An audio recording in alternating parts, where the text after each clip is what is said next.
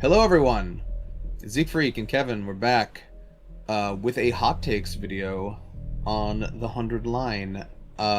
We didn't plan to make another 100 line video so soon, but I mean, at this point, I guess we shouldn't be surprised. Yeah. This is the fun thing about being part of an active fandom is that occasionally you get waves of inspiration based on like just shit people are talking about. True. We have now. No, we have we love doing hot take videos though. So yeah, no, we've done hot take videos in the past. So I believe we've done. yes, we did two on Danganronpa, and we ran out of hot takes. There's no more hot takes in that one. Like that well is dry. That well is not well. No, if you get yeah, we hit everything. We hit everything. Yeah, it's really funny if you go back to our Danganronpa hot takes videos because half of it is just us being like, "You're stupid, bye. You're stupid, bye. You're stupid, bye." Yeah, we're gonna try to be a little nicer this time. Yeah. We're not gonna do that. We're not gonna do that here. We like to think that the 100 line fandom has slightly smarter hot takes than the Danganronpa fandom. Yes. We will disagree academically, pushing up our spectacles and shuffling our papers. Yes, let it be known. 100 line fandom, already you're hitting above the average. Yeah, let's see how you ruin that today. Woohoo! No, just getting it out there. None of this is personal. We're just you put your opinions out there, and we're going to put our opinions on your opinions out there. That's an internet, baby. That's how that works. Yep. That's the internet. That's literally what it was made for, except for sharing college research and like between universities and not talking about a video game. Yeah. But it's the same basic concept, damn it. Anyway, we're coming at this hot takes thread super. It's coming in hot. This was just posted 3 hours ago, and I'm going to read OP's post in full because they started with their own hot take with some reasoning. Good. They're not one of those people who it's like, "What's your hot take?" and they give nothing else. It's like, dude, this is your idea. Give your own. No, OP is a giver. They understand the law of equivalent exchange in Redditisms. Yes. Thank you, user picky physics student. Yeah. They say, hot takes. Give me your hot takes about this game. It can be really positive or really negative about any aspect you think others wouldn't agree with. Here's mine, full colon. Well, all right. I love Tsubasa. I dislike how she can basically invent anything when the need arises with ease. She is basically a wizard who can wave her hands and invent something wholly new in half a week, from schematics to beta testing to finished product. I'm something of a scientist myself, so I can tell you this kind of omni-inventor is very rare. Yeah, Most STEM-esque workers, that's not how you spell esque, by the way. Most STEM-esque workers are unique in a very specific areas of work. There are transferable skills, but there is a learning curve. Someone who works on mostly cars wouldn't be able to work on a rocket. This would be like a musician being able to play any instrument and create a new symphony in a matter of hours. It's the trope of a Sherlock super genius who knows everything in every field of study. It makes Tsubasa a little too OP and an easy crutch for any scenario. I knew Miyu Utama and Kazuichi Soda were kind of like this, but one, that was Danganronpa ultimate logic, and two, it happened very rarely in the story. That's true. Tsubasa makes both of them look like chumps. Yes, we have actually been on record with actually kind of agreeing with this multiple times. Yeah. I need to make it very clear again. Tsubasa is my best girl in this game by a... Sure. I mean, not by a super wide margin, but she is. Yeah. But even with me, who fucking loves Tsubasa to the ends of the earth, God, they use her as a crutch way the fuck too much. Yeah. And a lot of it really is down to the fact that they just have Tsubasa do literally anything that has to do with, like, building something. Mm-hmm. It's like, Tsubasa, build a rocket, you got it. Tsubasa, build a weapon, you got it. Tsubasa, hack the mainframe. Sure, why the fuck not? Like, that is absolutely Tsubasa, something invent a portable life support system for the baby. Yeah, how the fuck does she know how to do that? You work on cars. The funny thing is, the only part they actually get into is like the part about containing the undying flames. They need like the omega material or whatever. Yeah. Not the pseudo omega material, and definitely not the pseudo fake omega material. That only looks like omega material, but it's not actually omega material. Yes, but it makes a great spice. That is true. Great in cooking. They only ever get into how to contain the undying flames, and not like the other important facet of a life support machine, which is its ability to support life, which is interesting. Yeah. No, yeah. Because Xion does say he needs like nutrients. He gets like fed nutrient paste or something. Yeah. I believe he says that. Yeah. Yeah. So yeah, Like a lot of like the two things that need to be done for him are a way to disperse the undying flames and a way to and a way for him to like continue gaining nutrients. One of those is kind of taken care of by the life support system. The other one is not. Yeah. It's just not really thought through. Maybe they're just opening the lid every now and again, and spooning him some Gerbers. Like who knows? Open wide. So just unscrews the lid. Yeah. No, yeah. Or maybe they just drop in some fish flakes. Like it's a fish tank. But no, yeah. With that one, I can actually agree. Yeah. Yeah. No. We obviously agree. She does way too much. We agree. All right. Ema should have gotten more development. Yeah. That's not even a. That's a cold take. You could. That's a cold cut. I'm putting that on my sandwich. Did you just take that? Did you just take that take out of the freezer? Yeah. It's like I think most takes of the nature of X character that didn't get much in this game should get more in this game. It's not a hot take. Most people would be like, yeah. I guess there's gonna be like some virulent Ema haters like, no, I don't want to play an Ema, bro. But like, it's not gonna be a lot of people. Yeah. No. I fucking love the Tsukumos, and one of my big problems with the 100 line at current is that the Tsukumos aren't really given a whole lot to do in terms of like full on character focus. And they have a lot of stops and starts, little like quarter routes. Yeah. And they're around, and they're they have the benefit of being very good incidental characters.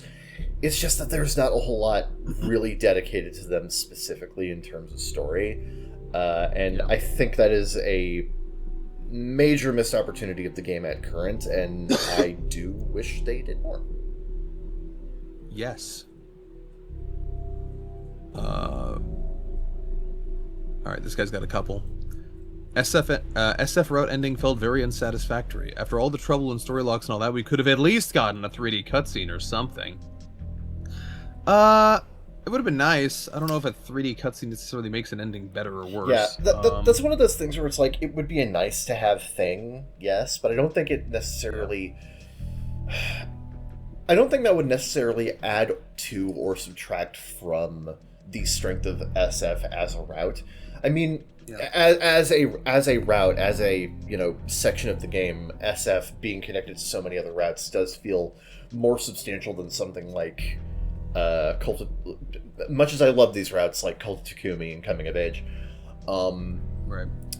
Like it does feel also the SF endings illustration is one of my favorite fucking illustrations. So that's a fucking good one. Yeah, and they even do the thing where it's like it's too big for the screen. We got to zoom around to different portions. Like whoa. If you've played visual novels before, that's a big deal. That's a big piece of art they drew. Yeah. When so you gotta zoom in on different sections of it. Yeah. So I honestly don't. I understand where I get why people say this, because like Second Scenario has its big fucking epic cutscenes or whatever, but I don't think that's necessary. And like if that's your most notable flaw with SF's ending, you know what? Pretty good. That's pretty good, my guy. Yeah, you're eating pretty good there. Yeah, I like it. And I have bigger problems than there was no 3D cutscene. Yeah. This guy also says Ema deserved better development. So yeah, see, not a hot take. Everyone's agreeing. Yep. On the same note, he also says, on the same note, I wanted Kako to crash out at Ema's bullshit at least once, like full crash out, not just acting rebellious. That's not in character. Once again, I'm going to tap the sign.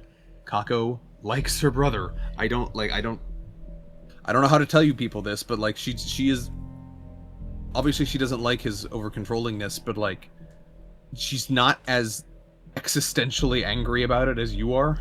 Yeah, if that makes sense. Yeah, so you know, she is not going to be. She wants to reconcile with Ima, and she wants to stand with him as an equal.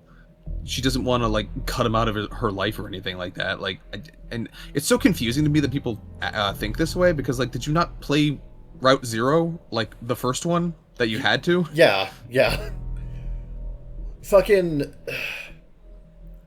The only place... This is literally impossible to miss. Yeah, the only place where this even remotely becomes a thing is Box of Blessings, and then they forget about it, so it doesn't even matter. Yeah, but like, also, even if they didn't forget about it, we've gone on record... Me and Zeke have gone on record multiple times talking about how horrendously out of character most of the cast is in Box of Blessings, and Kako is no different. Kako is honestly the worst example of this in Box of Blessings, because Jesus Christ. No, I don't agree. I feel like what we have with Kako is actually perfectly fine, and it's completely in character for her. She loves her brother, and she is... Yeah. She does confront him about it. She does tell him very specifically, I don't like this, please treat me more as an equal. And I think people project a lot onto this dynamic, and they want her to cut Ima out of her life in the same way like they may want to cut other people in their lives out, and like that's just not the dynamic. I'm sorry, that's just not it. No, yeah, these two love each other more than anything else in the world. Like that is a core part of their character. You are not going to get that. I'm sorry, that's not the character. So no. Yeah. They say, I hated the romance route purely because of where they placed the branch. It should have been paired with casual route or coming of age. It is a little awkward that it branches off of SF, but I get why they did that. Yeah, like, I do get that, because like when you're going through the SF branches and whatever the SF branches and off routes, it is a little bit weird.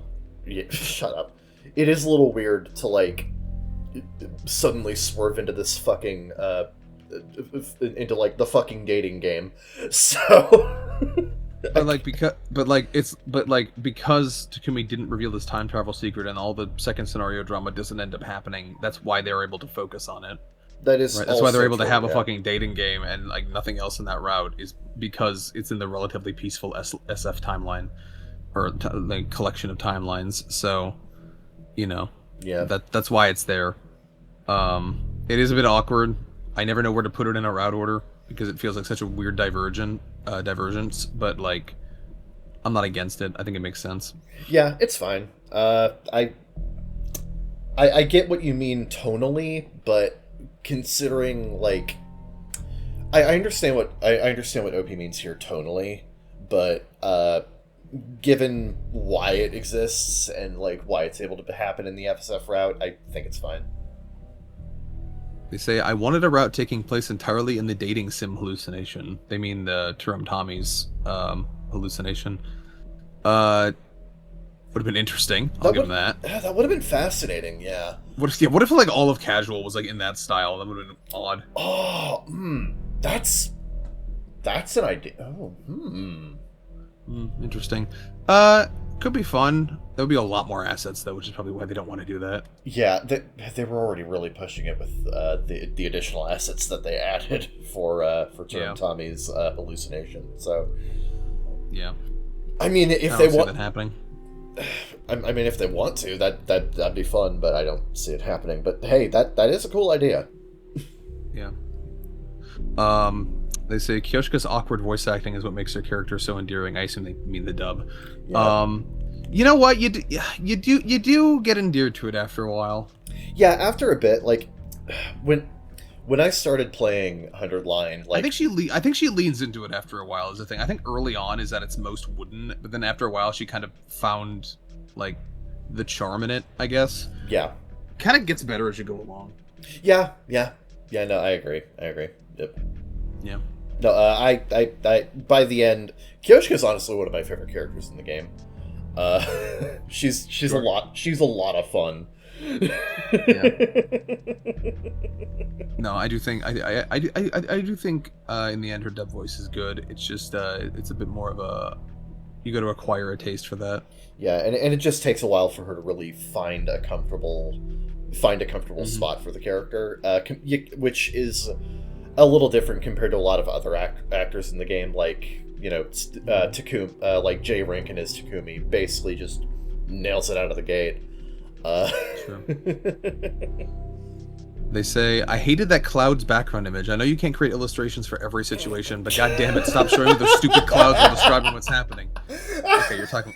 I know what they're talking about. Mystery and SF doing that all the time. Yeah. That is an Uchikoshiism. That did not start here.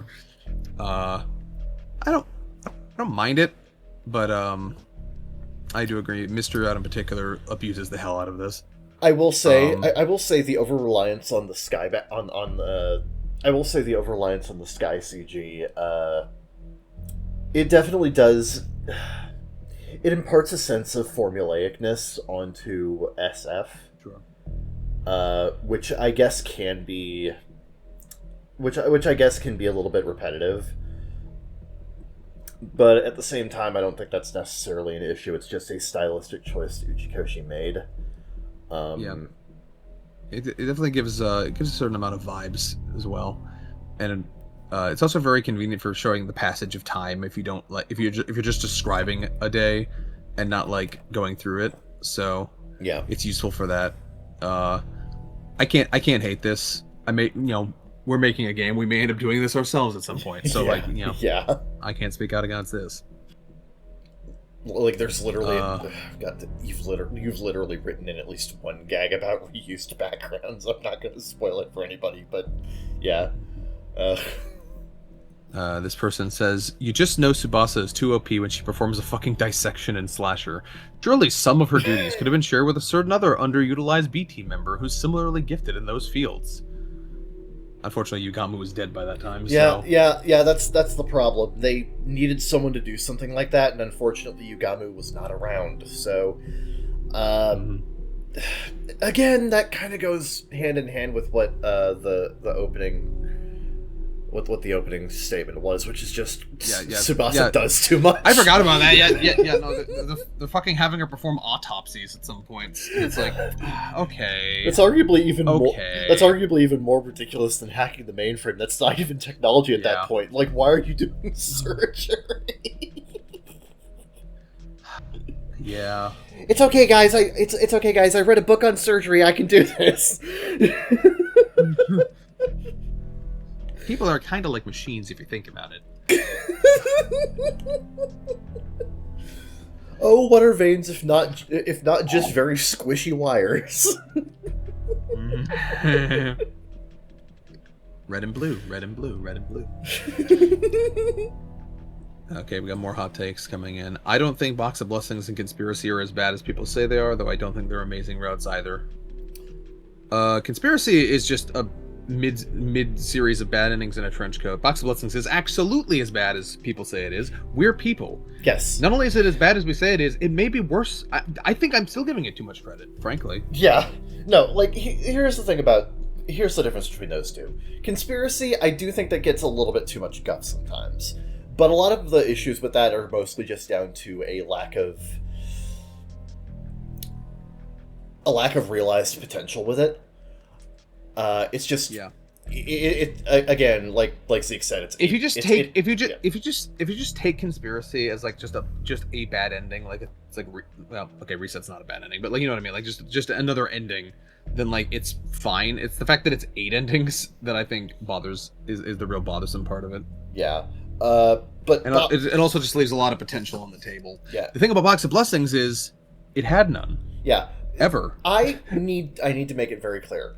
I went in. This dude tried his best to make me hate Box of Blessings out of the gate and prevent me from like giving it any benefit. I wanted to give this fucking thing the benefit of the doubt, despite the fact that this dude was trying to spoil me on as much of it as possible going in. But despite everything, I gave it the benefit of the doubt, and I wanted to give it an honest try. Sure. I gave up after about 5 days in game.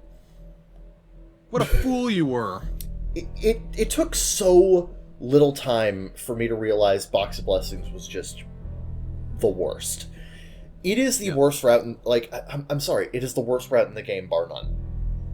It's not close. It's not even close. It's not really even close.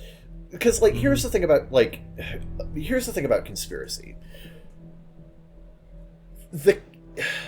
It may be a matter of missed potential, but at the very least, what it does have isn't even that bad. It's got some interesting lore ideas, which are, which are consistent with other routes. The way that the characters are written, particularly Kurata, are pretty good. I actually really like Kurata in that route. I wish she did more. I can't say anything of the sort for Box of Blessings without a massive fucking asterisk next to it.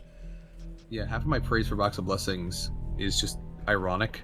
Like, the Onion speech is pretty funny. Like, the only parts of Box of Blessings I think that have any real merit are it has a potentially decent character arc for Shoma, but not much is done with it. On paper, yeah. Meet potential, man. And I really like the little bit. Where, we have the papers going over like the development of the SD or whatever. But I'm gonna be honest. I don't feel like it does not feel like Kodachi wrote that. It feels like that was something that was given to him by Uchikoshi as like a lore detail, and he just put it in to his route like as is. I like when they pinned Nozomi to the wall. That was pretty hot. But like, other than that, I don't have it's long, it's bad, it's boring, it's really boring. Like, it's probably one of the most boring fucking routes I played in any visual novel. It is right. It's very bad. It has problems no other route in the game has. Like, we've gone on and on about this, but like, it bears repeating because like it just is that bad. When Kodachi wrote this route, he didn't understand what the fuck causality is. So the characters just oh god, the cave, the fucking cave. It's that damned cave that I keep coming back to, with the different traps that spring depending on who is there, and also there may or may not be a hot spring there, and also Term Tommy's house just moves. Yeah, it's just in different fucking places. We've gone on at least 4 recorded rants and like fucking like 12 unrecorded rants about Box of Blessings. I'm out of shit to say about it, honestly. Like, if you don't think it's that bad, I mean, you're entitled to that opinion, but even you're still gonna put it in fucking D tier. So like, when it's even its biggest fucking glazers cannot bring themselves to put it above like C tier. So like fucking like it's bad. It's bad. Yeah, it's like, a matter of all we're disagreeing about is whether it's a 5 or a 2. If you think it's a 5, I wish I had your standards. Yeah, you seem like you live a happier life than me. Yeah, no, it's a matter of splitting hairs, really. Because, like, you can argue, oh, no, it's not that bad, but then every single thing people say about how it's not that bad is damning it by faint praise. Yeah. That says also, so like, much about it. All of the defenses are just, I don't think it's that bad, not here's what's good about it. Right? Right, yeah. Like, nobody talks about what's good about it. They just point to all the stuff we call bad and be like, well, I wasn't as bothered by that. And I'm like, okay, that's fine, but like, no, yeah, that's not a ringing endorsement. Yeah, I'm glad it didn't bother you that much, but at the same time, did you really like what's it, there though? To like? Yeah. There's very little to like. Anyway, going on. They say Hiroko's actions and coming of age makes sense. Yes, I'm defending that till I fucking die. Yes, absolutely. Yes, she is a naturally suspicious person, like, and she does not always have her memories of looping or whatever, like, and Eito is very good at manipulating people. Like, I'm sorry, the third act of coming of age makes sense. I'm sorry that it ruffles feathers. Yeah, no, that's actually one of my favorite elements of coming of age. I actually think the conflict that arises from that is actually quite natural.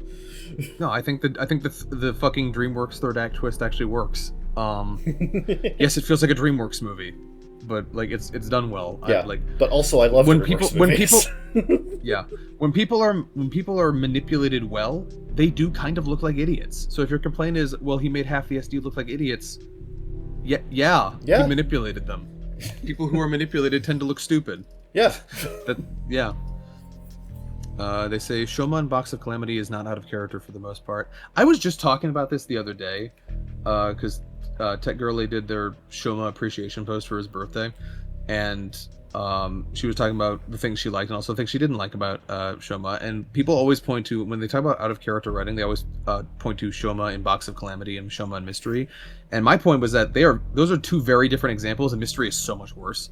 Yes. Like Box of Calamity Shoma is annoying in that he is an enabler for Leo Jr., but also he's like super obstinate about not giving out information. A lot of that is just a drama preserving thing where like they're like he knows things and then he ends up dead later, and they're like, oh no, he knew things and now we have lost that information, right? So like his obstinance is really convenient for the plot and really annoying. That said though, like in terms of like characterization, I don't think it's a stretch. I think it's kind of similar to like Gaku and Slasher, where like it's him at his worst. He's cripplingly emotionally dependent on this corpse and a doll. Yeah. But the thing I will give Shoma in Box of Calamity is that he has some plausible deniability. By the time he connected the dots and realized that Leo Jr. was killing people, people were already dead. It's not like Mystery, where he is literally premeditating murder to save his own skin. Right? Yeah. Like, yeah. Like, to me, especially since in Box of Calamity there were two separate culprits, so like there is some confusion there. Like as soon as like connecting the dots that Leo Jr. was killing at least some of these people was probably not like an immediate connection he made, especially since it's a doll, right? Like Yeah. he did, you know. So like, while his obstinance is annoying and the route definitely shows him at his worst and most cripplingly, codependent on this quote unquote pet, I don't think it's out of character. I think it's just him at his worst. Whereas in Mystery, he is egregiously out of character. Like, and I talk about this all the time, is that like this is one fucking timeline over from Killing Game, where he resigns himself to die for everyone and refuses to participate in the invader hunt. And then one timeline over in Mystery, he forces Kako to drink poison to save his own life. Yeah, that's the thing about Shoma, is that like I need Shoma has a debilitating lack of love and respect for himself, to the point where he views everything else like he even views like bug shit above himself, right? So yeah. He will not, like, it just makes no fucking sense that in Mystery Route he would go so far as to premeditate murder and poison Kako just to save his own skin, because he doesn't want to save his own skin. He doesn't love himself. That's the thing. Yeah, like that's Shoma's character in a nutshell. Weird. So and Box of Calamity Shoma feels like Shoma at his worst. Mystery Shoma doesn't feel like Shoma. Yeah. It's like you could have done that with almost any other character. It would have made some modicum of sense. Unfortunately, sometimes I think to myself when they were outlining it, did they mean for like Gaku to do this, and then they realized Gaku was already dead at this point? Yeah, it makes sense for Gaku to do that because Gaku's fucking full of himself. So I could see Gaku being pushed to the point where he might do that to save his skin in the right circumstance. But like Gaku was already dead, so they needed someone else to do that. Yeah, and Shoma was just the worst choice. That just doesn't make any sense. Yeah. But again, as I've said before, I think they knew that Shoma was not going to be the most popular, so like they're fine. They were more comfortable bending his personality a bit, because like, well, if someone's got to premeditate murder here, it might as well be someone that isn't going to be super popular anyway, right? Yeah. I hate to be cynical. I think that was at least part of the mindset there.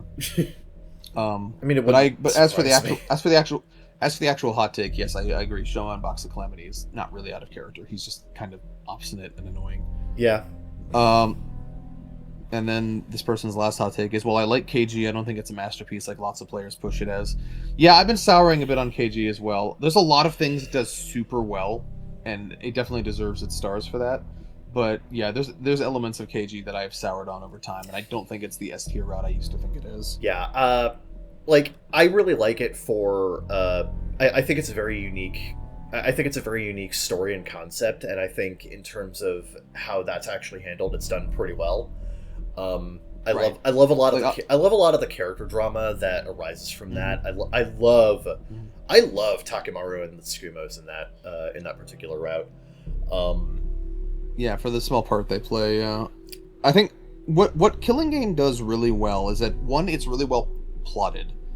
Two, it kind of like, even if it's only a bit part, everyone who's alive anyway, kind of has something to do in it, which is neat. Not every route does that. Yeah, it feels like a very self-contained, not self-contained exactly, but like it feels like like how do I put this?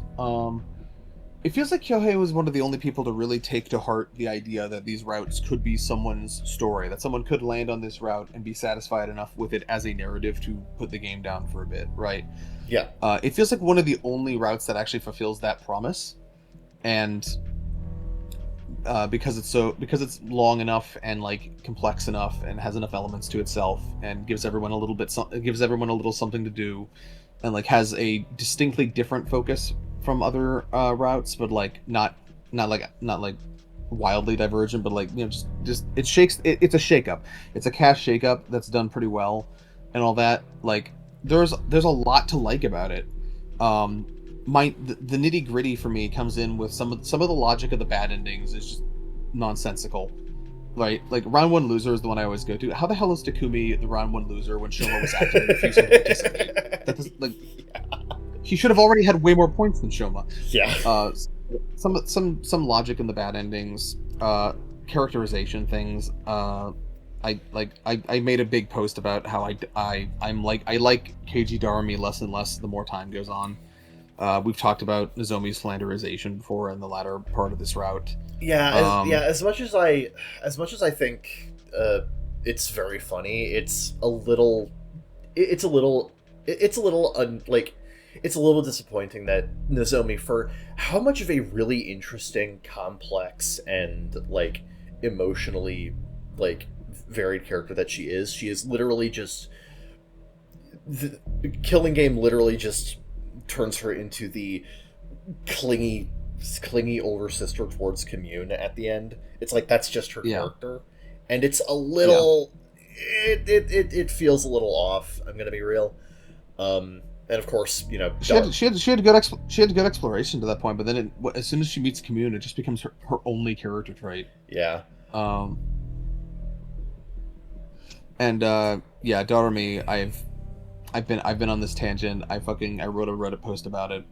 I don't necessarily want to get into it again, but like, it's in isolation, her arc is fine, but like, it's incongruous with how she's presented everywhere else in the game.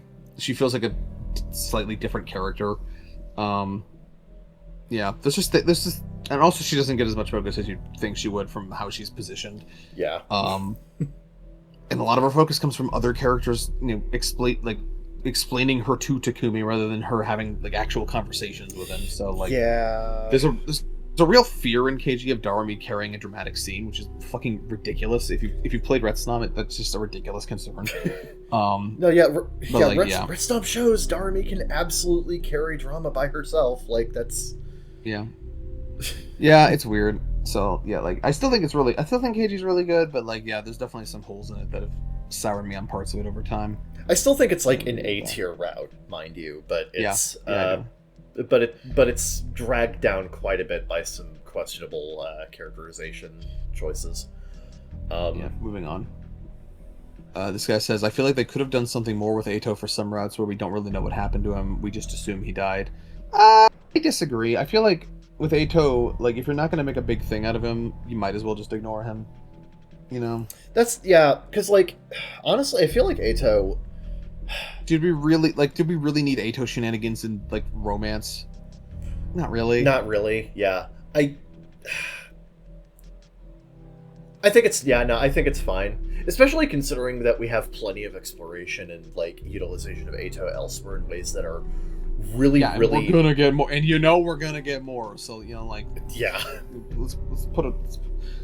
You know, trust me, you will get enough Eito. Yeah, trust me. Let me put it this way: no other character in this game has a route dedicated to them the way that Eito has with multiple Eitos. Yeah, or goodbye, Ato. Yeah. So I don't think this is a problem. Motherfucker's name isn't Two Routes. Two Routes are motherfucking named after this guy, and it's not even all the ones where he's the most important. So Yeah. fucking, you will get it.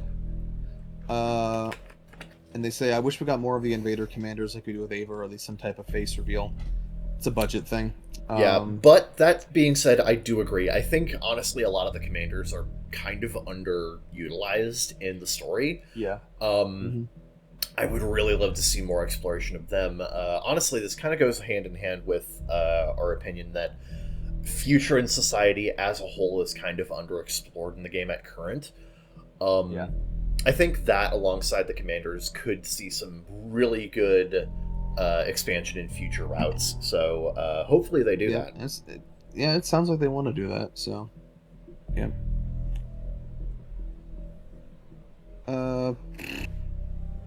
Okay.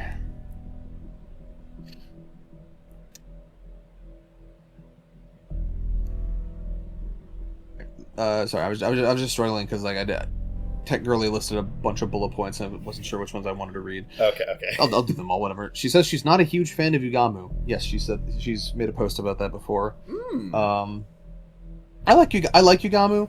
I will say, and this is something I told her in that post, is that Yugamu's problem is that he's just kind of there a lot of the time, and he doesn't have a lot of... He has a lot of implied dynamics that aren't really explored much, you know? Particularly with the other second campus students. They've got their whole fucking sorority thing going on, and then he's just kind of there. Yeah. You know? So, like... Yeah. That kind of... Yeah. I like him a lot when the game focuses on him, and even just as a general presence, but, like, I think what he lacks is firm dynamics that recur throughout routes, the way some other characters have. Yeah. So... could be better in that regard. I will say that's another thing that I do like in KG is I actually quite like Yugamu in it. Yeah, everyone does. Everyone does. They say Gaku is overhated and a better character than some people think he is. I do. Yeah, but I also think a lot of Gaku hate is just for fun. Yeah, right? he is. The thing you have to understand about Gaku is that, like, just because people don't like him doesn't mean they don't think he's a good character. It's one of those things where it's like, he's fun to hate, right? Because, like, when you really get down to it... this fucking guy. Yeah, it's like, oh, this fucker. Like... Yep.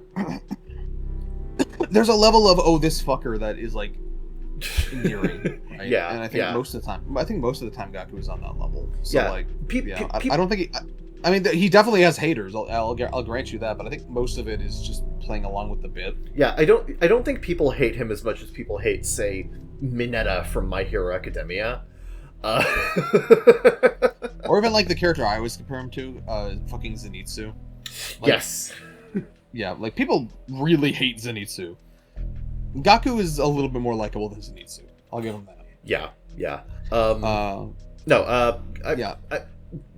The thing about Gaku is that, like, he is inherently a character who has a lot of abrasive personality traits, but at the very least, when they're utilized in the story, they are...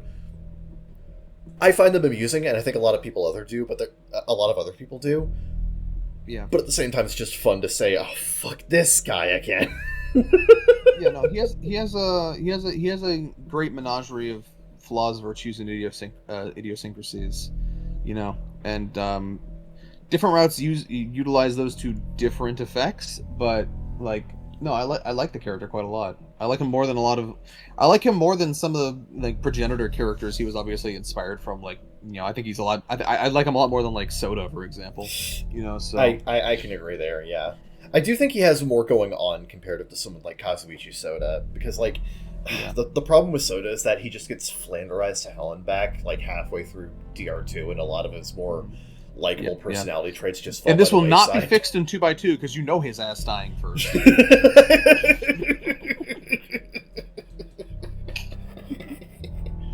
Nah, man. Sorry, Soda but you know it's true. Nah, man, this is how Soda could still win.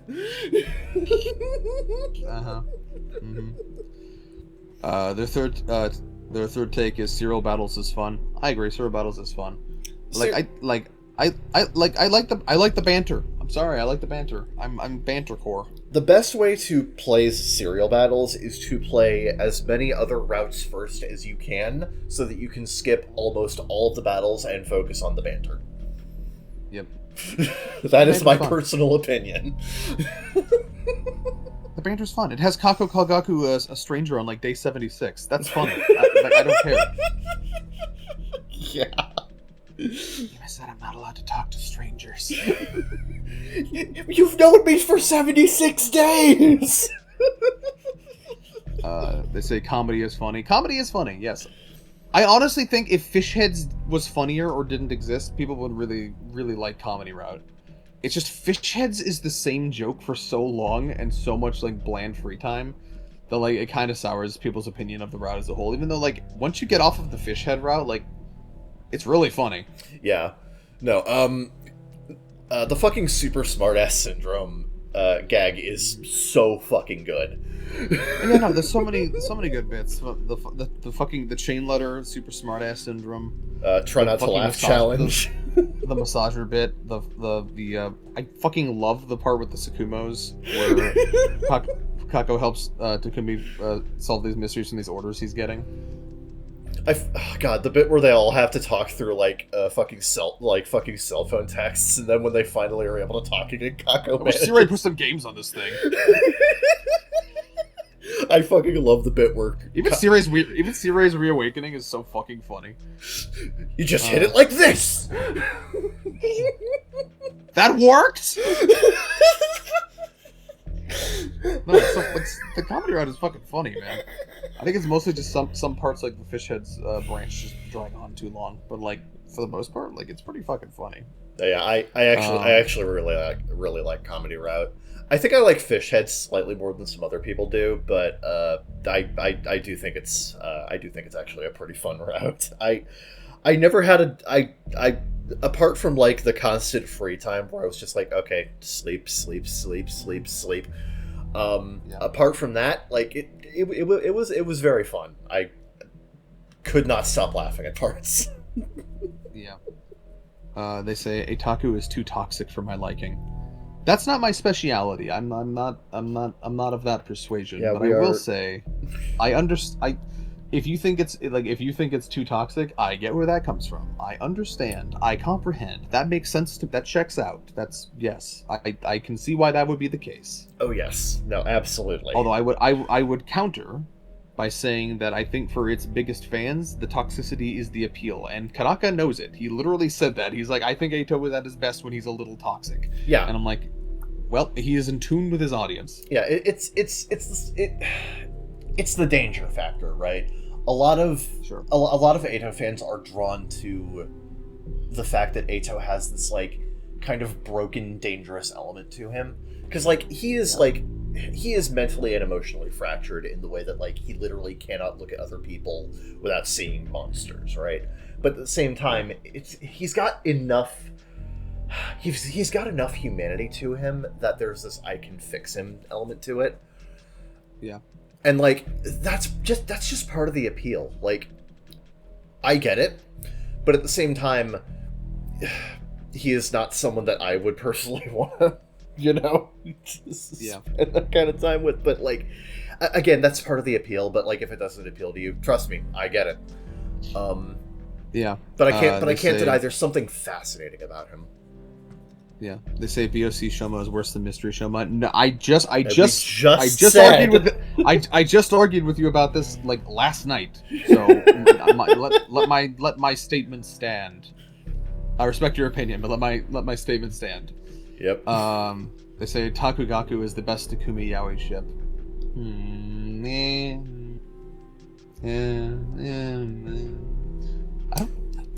Part of the problem is I don't think about Takumi Yaoi all that much, but like I get the idea behind Takugaku. I really do. Yeah. Probably not my favorite though. Yeah, I think someone like Yugamu is probably a lot better. I was going to say if I had to pick a slash ship with Takumi, I think Yugamu is actually probably the most interesting and probably the most emotionally satisfying of them. Yeah. Takumi's relationship with Gaku at its best feels more like I fucking love this. I fucking love this annoying ass hat. Mm-hmm.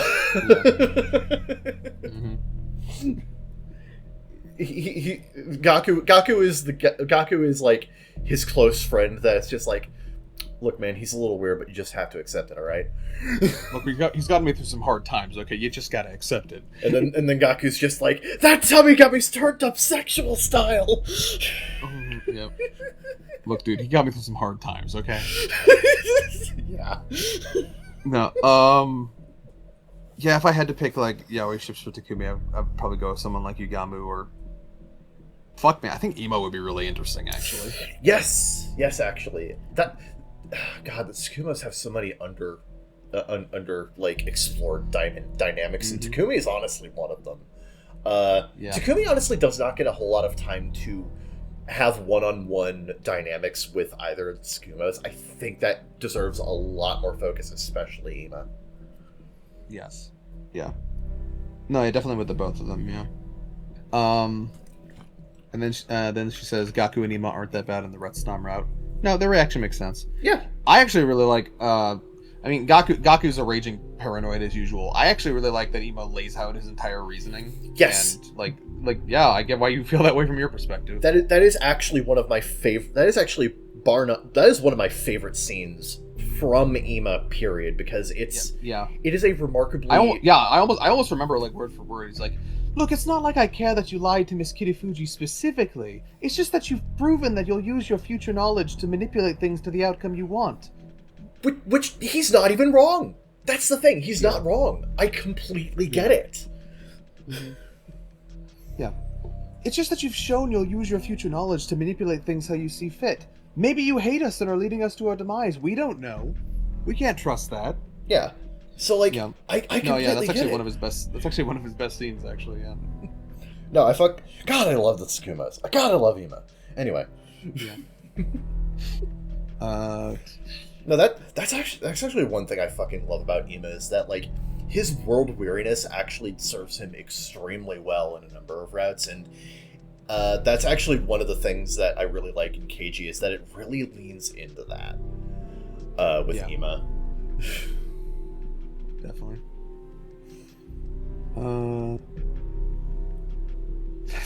Takumi's finest moment is when he committed suicide multiple times to eject the last remnants of Ato's consciousness from his. Damn right, that shit was awesome.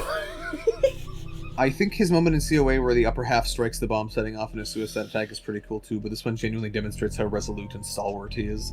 That is true. That is true. Everyone talks about the fucking legs bit, but like, yeah, I think if you want like the scene that the sequence that showcases Takumi at his most hard ass, it's like his most fucking like stone cold. It's definitely the part where he commits suicide 500 times. Yeah, no, I fucking love the bit during that where Ato's just like, you can't keep doing this forever, and Takumi's like, you want to bet? It's just like, I wonder how far I would have to fall for it to kill me instantly. Yeah, dude, I don't think there's a better example in this whole game of how absolutely resolute Takumi can be about anything than when he's fucking 400 suicides deep and just daring Ato to go further. No, dude, that is like the most amazing psychological game of chicken I have ever seen in my life. It's so good. Yeah. No, it's great. When Ato literally just like yells out in panic that that Takumi is more insane than him, you're like, he might be in some ways. He might be. Like that's God. Multiple Atos is such a good exploration of both characters, honestly, because like yes, it is an exploration of Ato's like psychology, and like it kind of gives you more of an insight to how he sees the world, but at the same time it's also really good insight to how Takumi is not in certain ways that much different from Ato in terms of like, you know, his resoluteness and his like dedication to his own beliefs. Yeah. That is something that like Multiple Atos does exceptionally well, and the fucking 400 suicides bit is like the best example of that. It's really really good. If Takumi is properly determined to do something, he will make it happen. Oh yeah, Um, come hell he- or high water. yeah, he's a little like Gon in that regard, which I find neat. Yes, it's very much And in that the vein. more you think about this game, the more it is just a giant fucking love letter to Hunter x Hunter in a lot of ways. Shoma literally becomes fucking Gon from the end of Chimera Ant. Oh yeah, yeah. Everyone's talked about how Yugamu is literally just a walking Hunter x Hunter reference. So like, yeah. Yeah. I mean, there might be at least part of the reason I fucking love 100 Line so much is that like, it is a fucking love letter to Shonen Jump in a lot of the same ways that Hunter x Hunter is. Yeah, and mind you, my favorite Shonen Jump series is Hunter x Hunter. So. Yeah. I'm beginning to wonder if it's Kadaka's, although knowing him, he'd probably pick something from the 70s. But like, you know, He might pick Rurouni it's clear Kenshin. they're We big. don't fucking know. It's clear they're big fans. Yeah. There's so many. That could be its own fucking article. Like just like okay, that's two different articles right there. How 100 Line is a love letter to Shonen Jump, and how it specifically is a love letter to Hunter x Hunter. That I could fill a whole fucking video just with that. Yeah. Don't ask me to do that though. I'm very busy.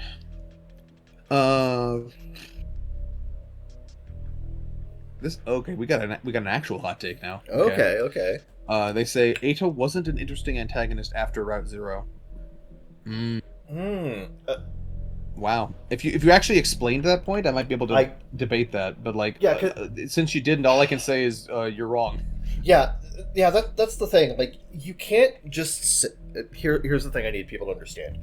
When you give a hot take like this, you can't just say it and expect people to understand what your reasoning is. You have to fucking like, please, I implore you to explain it. I want to know. Yeah. Why do you not go ahead, think?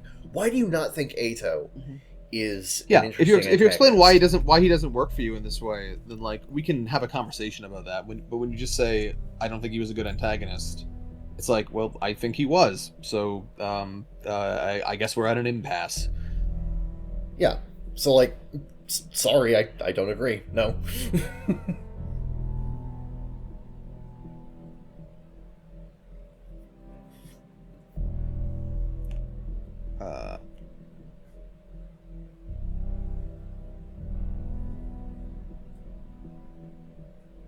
Okay, I kind of don't want to read this one because it's very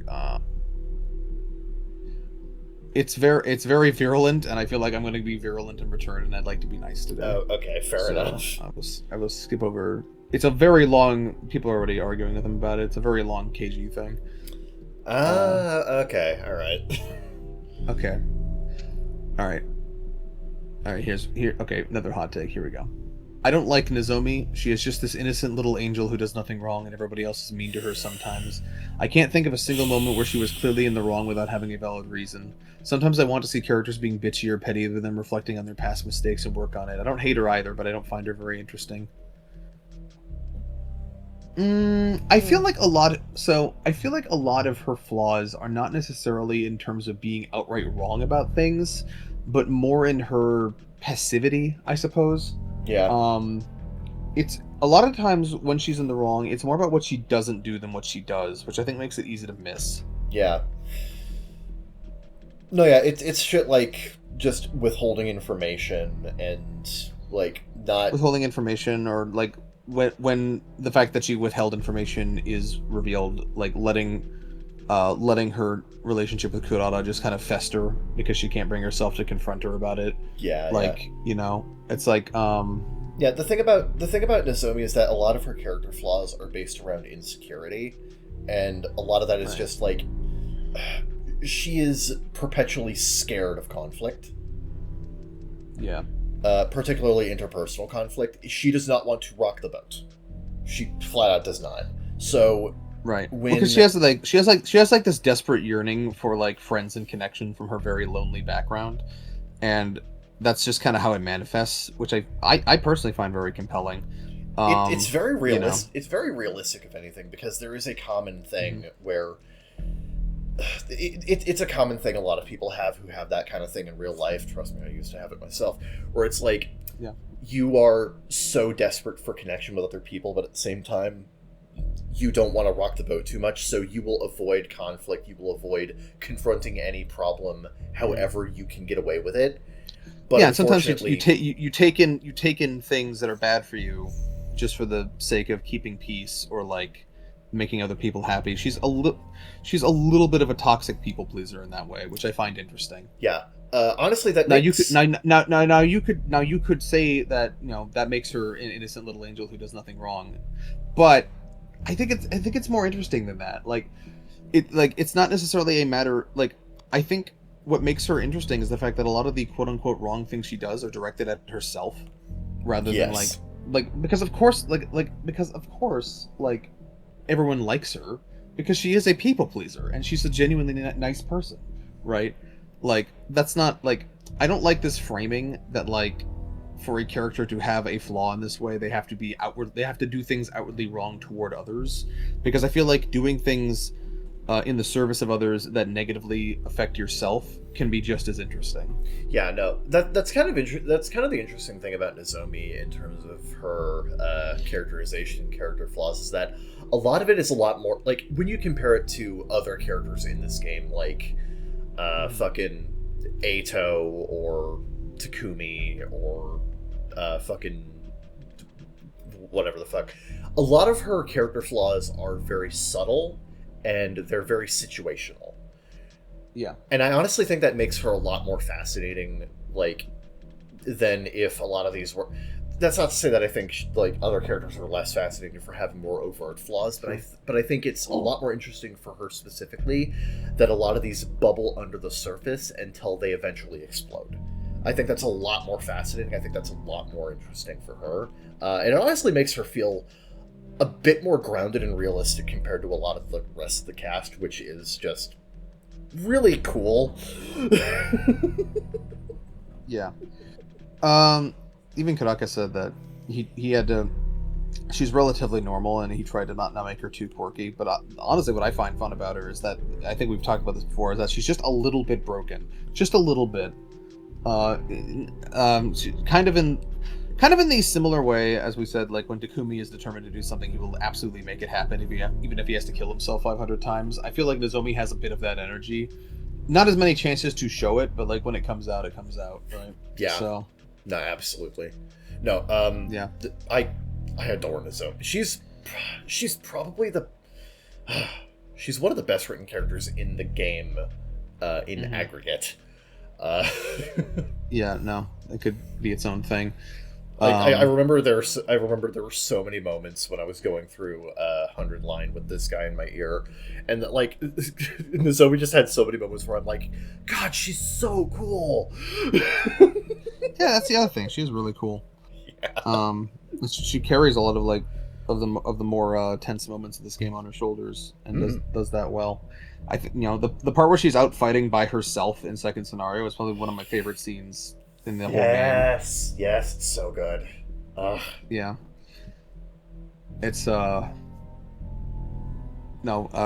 we love Nozomi here. And I think a lot of, like, every time I see like comments about like how to improve Nozomi or like people would want to see from Nozomi, I either go, that's not her character, or I go, I think like you want something that's just not in the concept. Yeah. Right. Like a lot, like just as an example, a lot of people wanted her to, you know, be more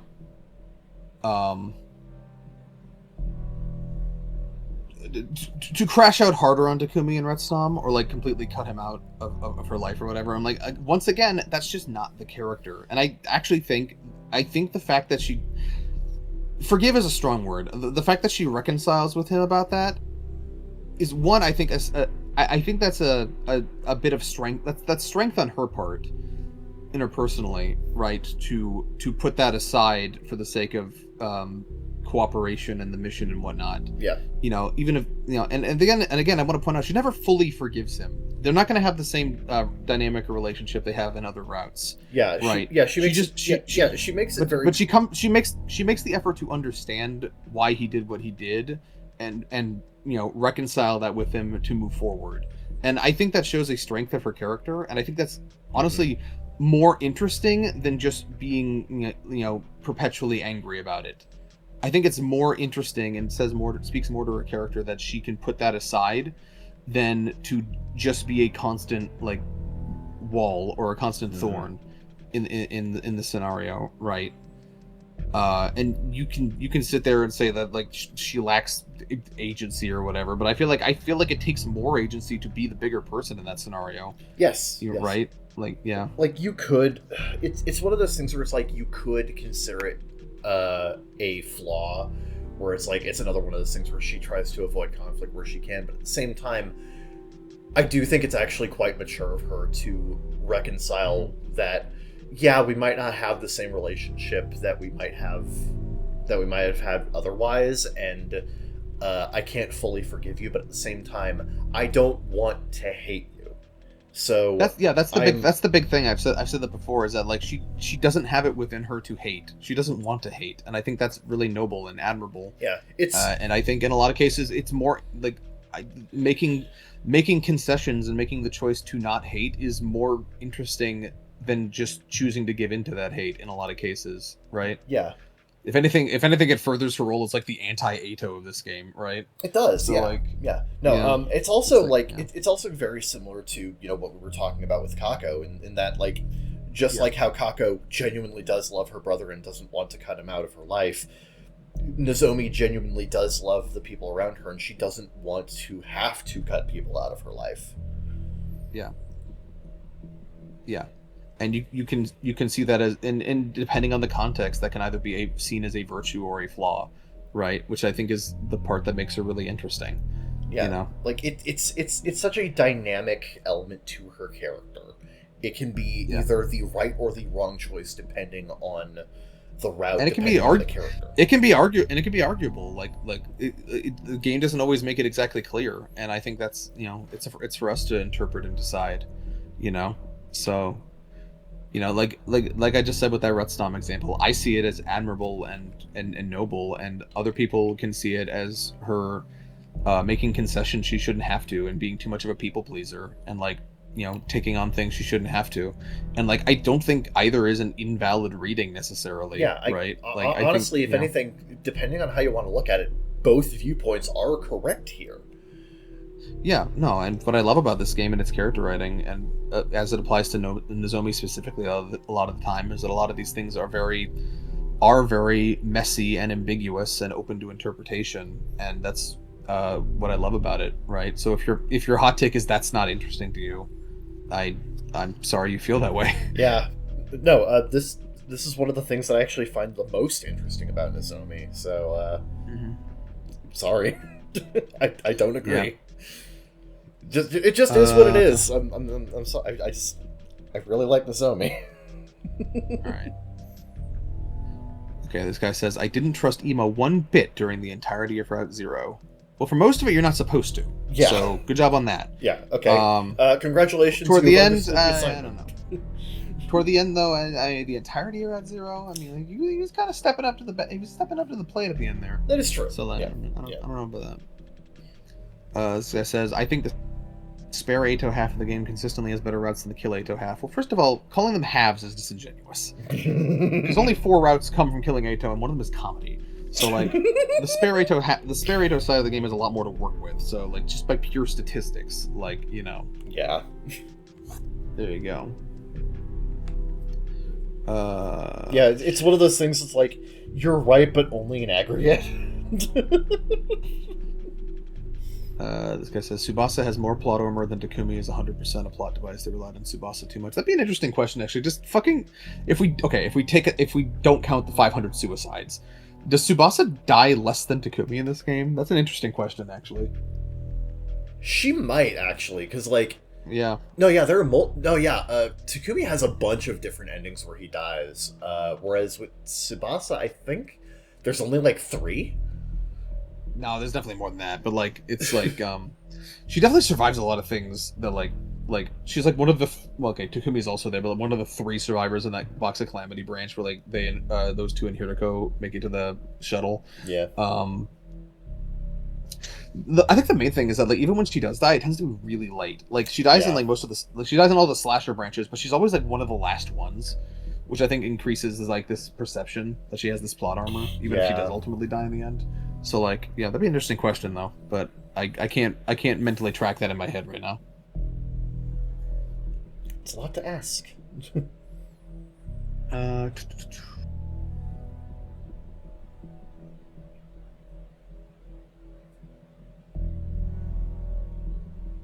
Let's see here.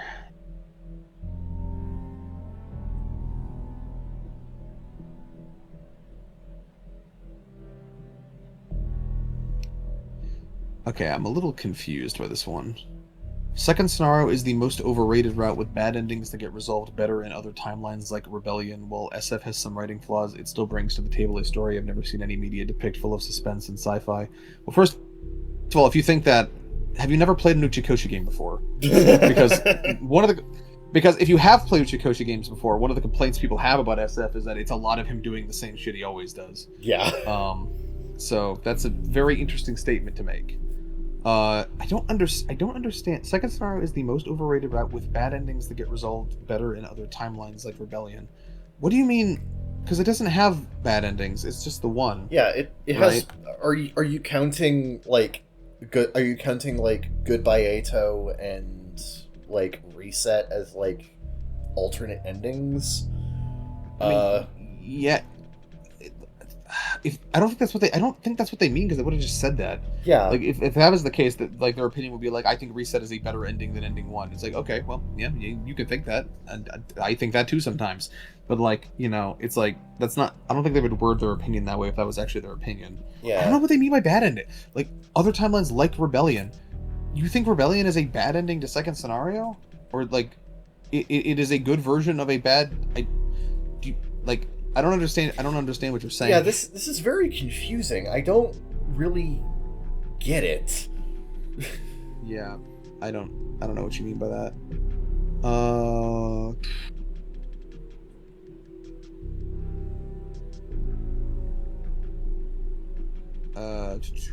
They say Killing Game is the route with the best characterizations of most of the cast and has the potential to be the actual best written route.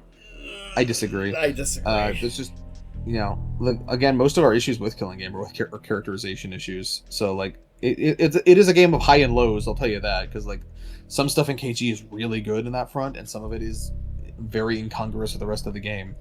Has the potential to be best written route. I would say, yeah, it has the potential.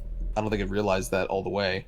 Like I said, it's a game. It's kind of a game of highs and lows. There are a lot of really good things in KG, and there's a lot of things that I'm growing increasingly skeptical of. Yeah. And then they say, well, Hiroko committed the crime of making the slasher route happen just for a selfish moment. It's still an incredibly well-characterized one, and people overlook anything else that happened just to focus on the bad. And then Muyu comes in to respond. The actual problem for me is how the game itself overlooks it. Like, it brings that part of the table out of nowhere, and then nothing. It's just, oh, by the way, she did that. Bye, enjoy your good ending now. I would have had less problems with it if it was actually used in the story in some way. Yeah, I agree. Yeah. Like, I do think the idea of Hiroko letting slasher happen just to recreate that moment that meant so much to her is a deeply human and like in a tragically selfish thing, and I do really like that as a storytelling device. I think it's really poignant, but they don't do anything really with it. All it really serves as inspiration for why she doesn't want to be saved in the ending of SF when she succumbs to leap syndrome or leap damage. Like it just sets that up, and that's fine, but like that's like, to this, it's so glazed over, I don't even really remember what Takumi's reaction to it was. His reaction is so understated. Yeah. Like, I think that's really the problem with it, is that, like, it's not the concept itself. I think the concept itself is actually, like, for a time-looping story, kind of hauntingly beautiful. It's just, the execution and the follow-up on it is just not there. Yeah. It's very underwritten. Yeah, I agree, yeah. I have nothing additional to add to that one. You kind of said it. Yeah. Okay. Okay, we got Muyu's here, and they got big paragraphs, big, meaty, chunky paragraphs. Okay. I don't know if this is a hot take or not. I would definitely have thought so before coming to this subreddit, but now I see quite a few people here who more or less agree with me. But anyway, they say, I've heard multiple times that Takumi has better relationships with all of his other ships outside of Nozomi, but for me it is totally the opposite. All of Takumi's non-Nozomi ships seem like cheesy fanfic to me. They're nice, but they just didn't work in the overall scheme of the story. I feel like people are really easily sold on anything with a couple of funny interactions or a kiss CG, but personally I find the story more important than the staging. To this day, Nozomi is still the one that has a real deep connection with Takumi in my opinion. I think the game should focus more on the relationships between other SDU members instead of trying to ship Takumi with all the characters in existence. There's so much unused material and potential if we stop focusing on Takumi for a second. I know that Takumi being the protagonist makes things a bit complicated, but it's far from impossible. Like, come on, tell me that the games with ships that don't involve the protagonist don't exist. Okay, there's some things to dig into here. So, I think most of this is targeted at like the romance route ships. Yeah. Which, like, yeah, if you think it's like fanficky, then like, yeah, like I would kind of agree. I would agree. Yeah. Yeah, like I think they're cute and they're satisfying. I'm not gonna put them. I wouldn't put them above like routes where Nozomi is a bigger focus in that regard. Although I will say, like, I think they all have the potential to carry that, which is the part I would argue against. Like, you know, like I think I think like the actual like competition in that regard, if we're going to imagine a competition here, ship wise, is that like, you know, I don't put the romance ships on that level, but like I would put like, you know, Tsubasa and KG or Darumi and Red Snom, or, you know, if you're into it, the Hiroko stuff in SF. That's like the stuff that's more meant to compete with that, right? Yeah. You know, so like in that regard, I get why people might prefer any of those over the Nozomi stuff. But yeah, so like I think there's two different categories of non-Nozomi ships there that I think the distinction needs to be made. And also, like, even those romance options in Romance Route, I think they could hold their own in a route if they chose to do that. I think part of what's beautiful about this game is that you could see it going all those directions, right? Yeah. So I get having this opinion at the moment, kind of, but like I feel like you should be open to that possibility. Yeah. That being said, I don't disagree. I don't disagree that like Takumi has the most nuanced and varied relationship with Nozomi overall. I don't necessarily disagree with that. Yeah. It's just that I also don't think it completely shuts Takumi off from having that kind of relationship with any other character. Honestly, one exception I can think of right off the bat is actually his fucking relationship with Tsubasa in Killing Game. I actually think that's incredibly well done. Yeah. Like I feel like you're shutting down not only what already exists in the game, but what could exist.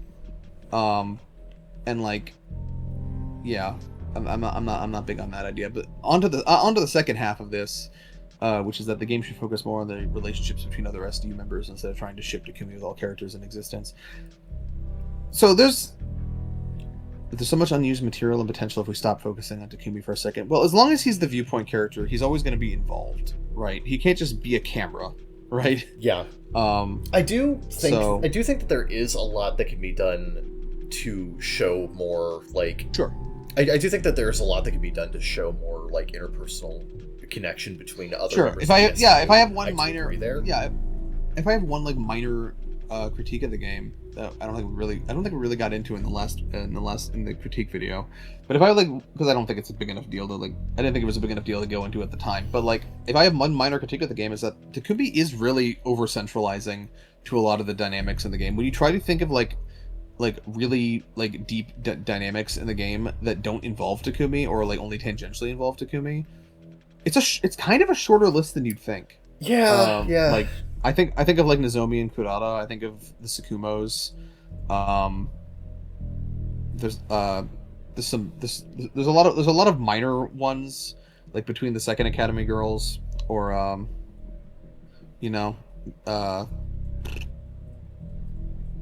Takemaru, Hiroko, and their little pseudo rivalry thing. There's like a lot of little stuff, but like Takumi really is over centralizing in terms of like where the dynamic energy is spent. I think that's partly by design, but I do think the game, like we've said before, it is insane that Ato and Nozomi, one of the only conversations they actually have with each other is in fucking Ava Route of all places. Um, for the thematic counterparts of the game, it's crazy they don't interact more, and that most of their like depth and dynamic comes from them being like angel and devil on Takumi's shoulder or whatever, right? Yeah. Like everything kind of filters through Takumi, and I get feeling like that's a limitation, and I do agree that I think they could do a little bit of a better job of exploring some dynamics, even if Takumi is just like an accessory to it. I think the game could have done a little bit better in that regard. But I'm also not opposed to I'm also obviously not opposed to just having a route where you just ship Takumi with someone. You know, like I want 2 cakes, please. You know, holy shit, 100 cakes. You know, 100 cakes, 100 lie. Yeah, like I don't like these conversations where it's like I think they should do less of this and more of this. I'm like, I want it all, damn it. Yeah, that's the whole fucking point. That's the premise. Yeah, we can in fact have it all. 9 more seasons, Morty. 9 more seasons. I gotta get my McNugget sauce. My McNugget sauce, Morty. It's my series arc. 100 episodes, 100 years, 100 line. No, that's the thing. I think people are too focused on on 100 line existing as like the product that it currently is. Like, they're not focusing enough on the larger picture of what it can become, and I think a lot of people are just not used to the expansive nature of something like this, and they're stuck in thinking of it in the same way that they think of, like, you know, an ongoing manga series, right? Yeah. Yeah, when there's just so much more potential than that, right? Yeah. Like, they can do all of this if they want to, and they should, you know? So that's my response to that. Then the next hot take is about Muyu is a avid critic of SF, so this one is very SF flavor, but it is interesting to go into. They say the time loop arc would have been much better if it had been the other way around. Instead of having failed timelines when you reveal your secret and the ultimate SF when you don't reveal it, it should have been first failed timelines where you don't reveal your secret. Takumi realizes he can't do everything on his own. The ultimate timeline requires a group effort of the SDU on a timeline where we reveal the secret. I would have preferred that to, the duo of Hideko and Takumi is more effective than the entire cast of interesting characters. If you involve them, they'll just screw things up, so you have to leave them out. And you know what? I do kind of agree. I agree. Yeah, I think that would have been more narratively satisfying. But here's the thing, though. We're framing this in the mindset of SF being this ultimate golden route, and that was not the goal, and I don't think it should have been the goal. Yeah. I think, but the idea, I do agree with the general idea that I think it would have been more satisfying because, you know, for the Everyone Lives ending to be a culmination of everyone's efforts and trusting everyone and, you know, navigating the conflicts, both interpersonal and otherwise, to reach that conclusion is a little bit more would be more narratively satisfying than what SF does, which is mainly just keep everything as similar to Route Zero as possible, you know, without people dying, obviously. You know, don't reveal your secret, work in the shadows, you know, don't let them in on things. It'll introduce complications and screw them up. Although, like, from a logistics perspective, I do understand that why that made sense to Uchikoshi, right? Because the more people you involve in Takumi's secret and the more you, like, rely on knowledge from the future or whatever, the more you're going to deviate from it. The entire idea behind SF is that it's steady fundamentals, you know. By deviating as little as possible, you ironically have more control over the outcome. Logistically, that makes sense. Narratively, it's not the most satisfying thing. Yeah. You know what I mean? Yeah.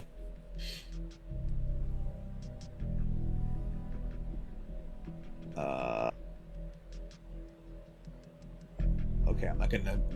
That's a little in the weeds. Isn't that what we're here for? Yeah. No, that one's a little too in the weeds. I don't want to go into that one. Okay. Comedy and romance are nice routes. The flowchart itself sucks, but the routes are... That's them just saying that the placement might suck, but the routes are good. Yeah, although I'm not sure where you put comedy where it's not a trap. Yeah. Honestly, I think the placement of comedy is actually perfect because it's literally just, oops, Takumi accidentally killed himself from another timeline. Let's go. Yeah, and it's like, oh, we got rid of the plot. Oops. Well, I don't know where we go from here. Literally the comedy literally branches off from like a dead end conclusion of the slasher shit being narrowly avoided, and it's like, oh well, fuck, what's the plot? Yeah. And then the world just loses focus. Yeah, oops, the plot's gone. What do we do now? I don't know, shenanigans. Yeah, I do like that aspect of it, and I think no matter where you put it, it was going to probably be something like that. Yeah.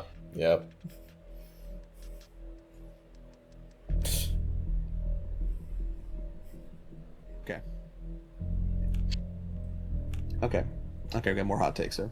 Okay. Darumi over the entire second to last defense cast Sans Nozomi. She is a better character than all of them, and the game is easier to take seriously when they're not there. Retsnam had the better tone than most routes. I will agree that Retsnam has a very unique tone to it because of their absence. I'll definitely agree there. Yes, it is a remarkably centralized route in terms of character development. And it focusing so much on everyone. On. No, it focusing so much on like Darumi's, personal drama and like her relationship with Takumi makes it very unique. Well, even just the fact that it only involves the first campus students and Nozomi is like the second campus students outside of Nozomi are really bombastic and quirky and weird. And so that kind of changes the tone by itself. By only focusing on the relatively more grounded first campus, it definitely the tone is just very different, Yeah. And I do appreciate that, and I do, to some extent, I do agree. I wish the game had more of it. I actually think I think one of the biggest missed opportunities in this game is that there's not more routes that branch off of going back to the first academy. Right. I think we got into this in our critiques video where I said I think the more interesting way to have done this is not to have them go back and then like she was already targeting Darumi and then Darumi saved or whatever. I think it would have been interesting if you go back to the first academy and she's just targeting like people from the first group at random, and then like whoever she gets causes a different route. Yeah. Right. I think that would have actually been a way more interesting way of doing this, and maybe they'll retcon that in the future to do that, because I do think there's a lot of potential in this like potentiality where like the second campus is just not saved. Maybe there's another variant where Nozomi does die there as well, right? Like maybe they go back and like Vesh just is like, ooh, look at that fresh meat, and then like takes absorbs Nozomi instead, like, or kills her like she does in Route Zero, and then like that would have been interesting. Yeah. Like I think there's a lot of potential in this branch of things to be a branch of things, and the fact that it's just Retsnam is a little bit of a disappointment. I think just a little bit. Retsnam itself is obviously goated. No, yeah, we fucking love Retsnam here. Yeah.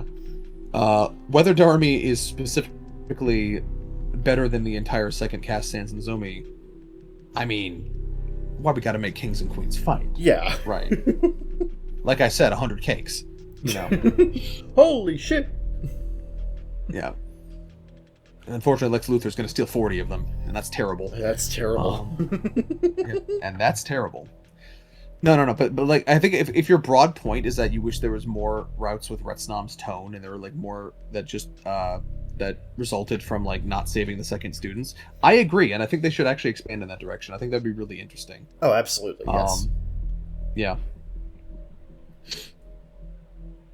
The super short routes like Goodbye Ato and Reset tend to have better pacing than most of the routes. Well, they definitely get to the meat fast. I'll give you that. Yeah, the benefit of those is mostly just that they're smaller, self-contained endings, like alternate endings and like narrative beat points. Which means that they're allowed to like get to the meat faster, and they're allowed to just kind of like, snap through what their story is without having to deal with like spreading it across all 100 days or some fucking shit. Like, that's kind of the benefit of those, is that they take place late enough in the timeline, and they are centralized enough stories that they can be that fast and they can be that tight. Yeah. I think they're good. I think they're easy to appreciate for that reason. I wouldn't necessarily call them better or worse. I think like they're different kinds of things. Yeah. And I think that's good. Uh, they say Takumi is only an interesting character because of his connection with Nozomi and how it affects his growth. In most other relationships he has with the S2, he's a very generic straight man to other characters' goofy antics. With Nozomi, he had good character development that made him more willing to understand others and go past his stubbornness and even become more selfless. I disagree. I do Get not, out of here. Unfortunately, no, I actually one thing, like yes, he is the straight man. That's his thing, and Comedy Right even makes fun of it. But like, I actually think on a thematic level, you can pair him with a lot of you can pair him with a lot of characters and like dig into his psychology. They do that with Eito a lot, right? They do that a lot. They do that quite a bit with Darumi and Retsnam, and how they like mirror each other in that way, which is nice. You know, people have written entire essays about how Takumi's projection of Kato onto Nozomi like mirrors like Ima's protectiveness of Kako. Like people have written entire essays about that. Yeah. And it's about the twins who get nothing in this game. So like like if we're already on that level, you know. No, yeah. No, I think there's even like this even the stuff in KG where Yugamu like senses like the burgeoning killer inside of Takumi, and Takumi attributes it to him killing Eito and the Eito's cryptoglobin inside him or whatever. But like even that stuff is like mirroring other characters and like having this connection to other characters resulting from these circumstances. Like I think Takumi is like a super flexible character who can be taken in a lot of different directions, and I don't agree with just boiling him down as a straight man. I think that's his like default, that's his base, but like the game already goes in so many interesting directions in that regard, and I think it has the potential to do that even more. What makes Takumi an interesting character is that yes, he does have a fairly straightforward personality on the outset, but it's how that personality is pushed forward and compared and contrasted with other characters that makes him so interesting. Or deconstructed. Are we forgetting Cult? Are we forgetting Cult here? Look, guys, I don't care if Cult of Takumi made you feel the ick. They do a lot of interesting shit with Takumi in that. It's like a super fascinating dive into how his entire like psychology and mindset can be warped, right? Like it's so good, you know. And then you have like stuff like his how do we phrase this? His proclivity to like bend to authority, right? You have like Casual Route, you know, and how he doesn't, you know, it results in him not questioning what's going on around him and how that affects him, you know. And even Second Scenario gets into that a little bit, you know. Yeah, there's so much there. Like yes, his baseline is being a straight man to react to antics, but like I think what makes him so lovable is that like he can go in all these different directions and he bounces.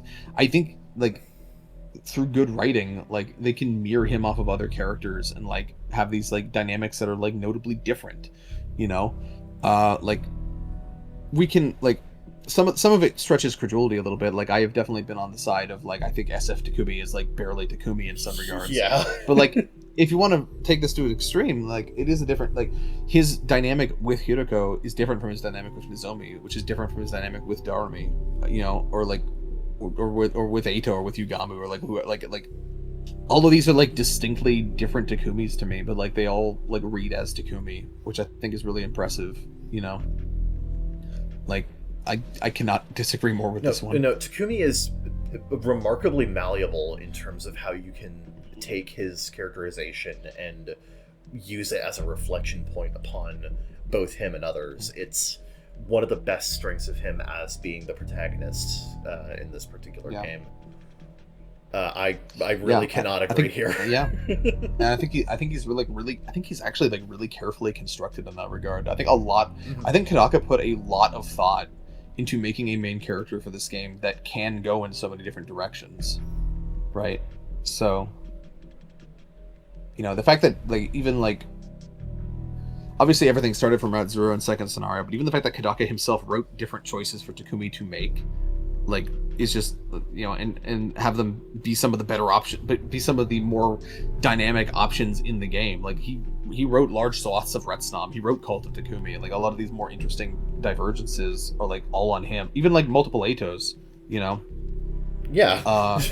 So like I think he was like super careful in constructing a character that could work in this like infinitely branching setup, and I disagree with your assertion, good sir. Yeah, that is one of the smartest things in this game, is just how Takumi is characterized and written. Makes him just endlessly flexible and malleable as the protagonist, and it's one of the best elements of his character. Without feeling like a blank slate either. The way like everything he does is like contextualized. Yes, he is a very defined character, which is so fucking hard to do in a game like this. Where you want to offer these branching possibilities is like to have a defined character be able to make so many different choices, you know, and have it make sense and be like internally consistent with who he is, you know, where you can have him continue the fight or you can have him betray the human race, and like both options make sense somehow. Yeah, you know, it's like that you know, I think it's really impressive what they've accomplished with him. So yeah, I can't agree with that one. Moving on, they say not everyone needs a character focus route. Some of them are fine as side characters. I agree. I agree. Yeah, like people are like, we need a Moko route. I'm like, do you really want that? Do you look at me, look me in the eyes? Do you really want that? Like, really? What's your idea for pitch me on that? Pitch me your Moko route. Come on, do it. I'm listening. I'm open. Come on, do it. I need people like, look, I like Moko. I think she's fun. Yeah. Mm-hmm. The capstone of her free time events is literally her gushing about her ultimate idol, a wrestler named Anal Boss. That's the Anal Boss to you. Nope, it's just Anal Boss. Well, I respect Anal Boss more than you do, so I respect the Anal Boss more than you do. No, well, the other thing is that like we've talked about this before, but I like their mentality. I don't think they should have the mentality of we need an X character route. I think they should have the mentality of here is an interesting scenario. Who's gonna rise to the occasion in this scenario, right? Yeah. Even routes that exist in the game that are precedent here. Yeah. Who would naturally like shift to have the focus in this regard? Who's gonna hold the talking turtle? Right? You know? You know what I mean? It's a funny way to put it, like, but yes. Yeah, but like, yeah, and what results from that from different circumstances, right? Like, people love to call Retsnum the Darumi route, and I get why they do that, especially in the context of her in the rest of the game. I get why they do that, but like, it really isn't. Like Retsnum has so much more going on. Darumi is just a major part of that, right? Because it makes sense for her to be, right? So. And I think that's the mentality they need to have, because otherwise you're going to end in a situation where, like, you know, in the future, like, what if we have the Kako route, right? And then we've solved Kako as a character. We did everything we could. And it's like, that's not what you want for a game like this, right? You want a more scenario-based approach where characters sort of shift in and out of focus dynamically as it makes sense for them and for this scenario, right? And that's how you get to explore them from so many different angles and like see different sides of them and like see them in different configurations and situations, is when you don't treat it like we need to have an X route. This is their story. That's a very limiting mindset. So in that regard, I definitely agree here. You know, I agree with the spirit of this this hot take when they say not everyone needs a character focus route. I think what we're really getting at is that we shouldn't fall into the trap of trying to make, you know, Moko's a very special episode starring Moko, right? Like, yeah. Like if you want her to have more prominence in other stories, that makes sense, and I agree with you there. But like, we shouldn't get to the point where we're like shining a spotlight. It's like, it's the very special episode. It's the, you know, what the fuck is that episode of Smiling Friends called? Like Glep special. It's finally a Glep episode or whatever. The Glep like, app, yeah. yeah, the Glep app. Like, don't like, we're not gonna Glep app everyone. Like, that's not the idea.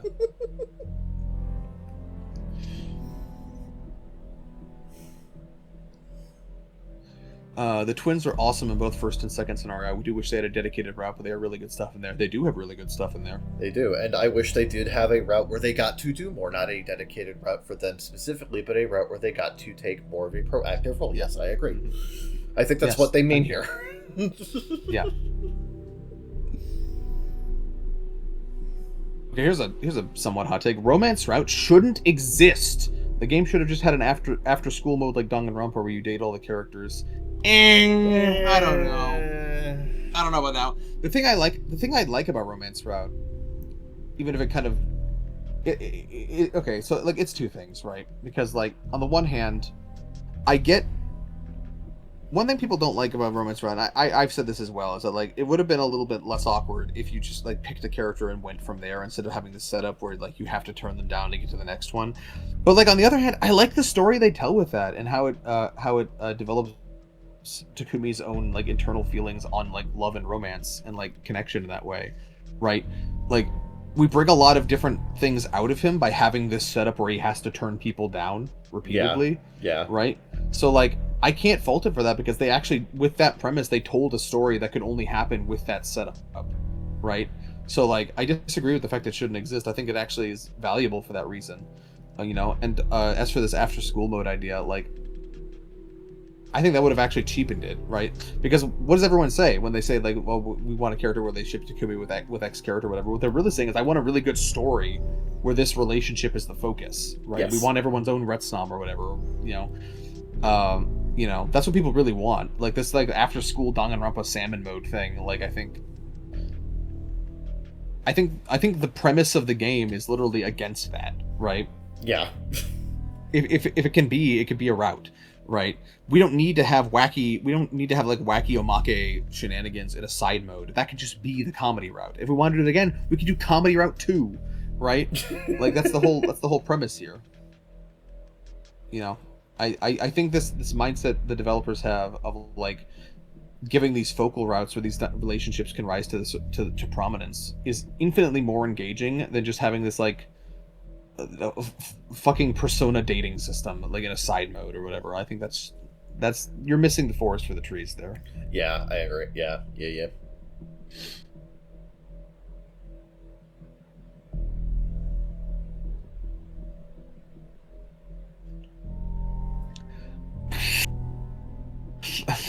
Okay, that's funny. Tsubasa X Anamaku was better than the actual Takumi X Veshness in the Veshness route. You know what? You may be right. Dude, oh god, shit. You may be right, actually. Oh no. Do I have to accept this? Is this for real? Yeah, no, like I think we've gone on record in our first video. We went on record of not being a big fan of like the weird pseudo-romantic turn that the Veshness route takes. Yes. But like, even taking that aside, like on a character level, I do kind of agree. I think like what Tsubasa and Adamaku had going on is actually more interesting than what the or at least more like plausible, I suppose, than Takumi and Veshness's deal. Even though that is interesting in its own way. Yeah. But like no, yeah. That's a fun hot take. I like that one. I gotta like it. Yeah.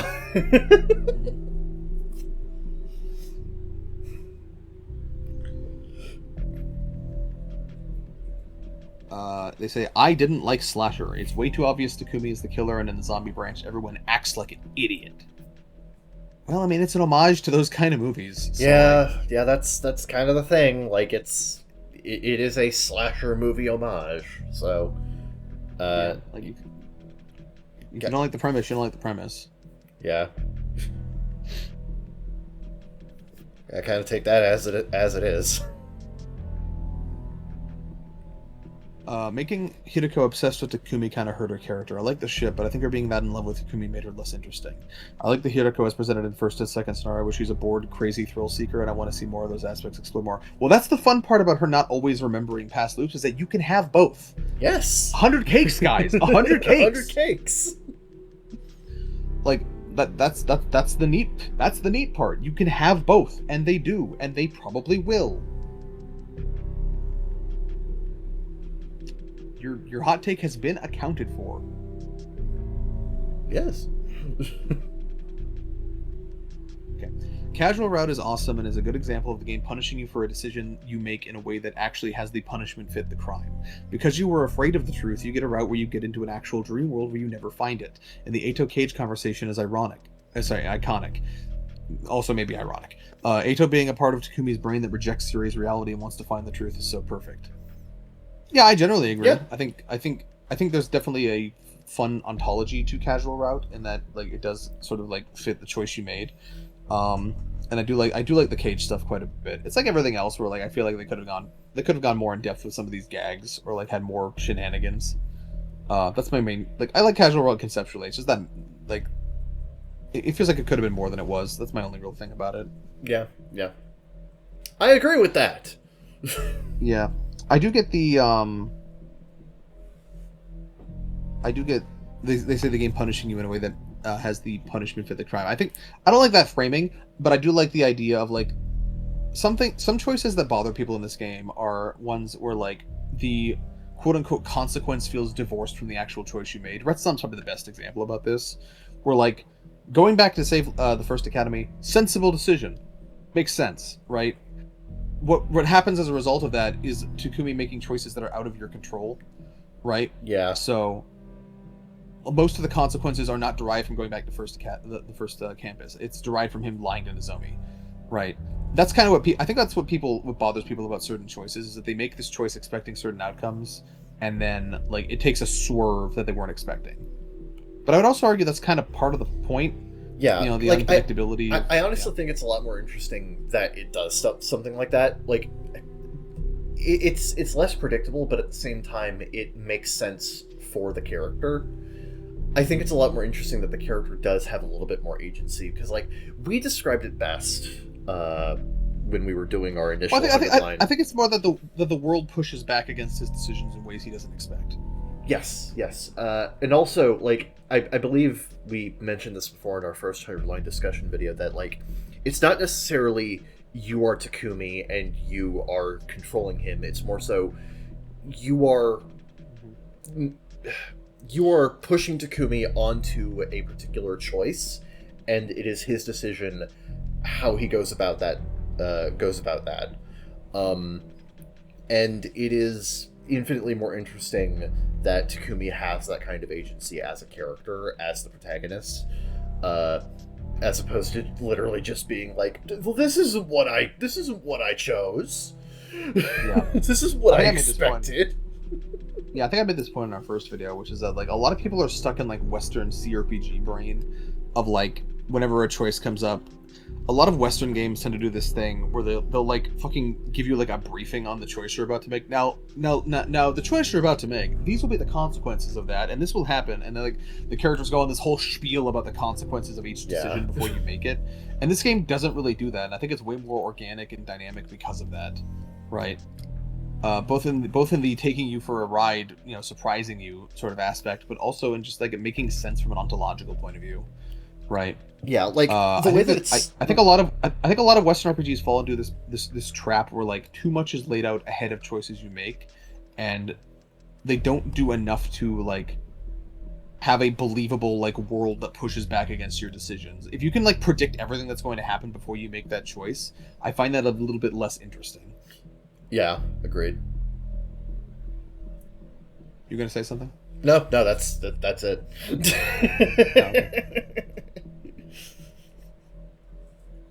No, you basically said what I was going to. No, sorry. No, that's perfect. That's fine. Right. A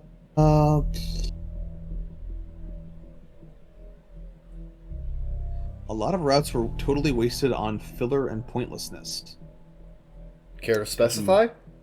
Yeah, could you care to elaborate?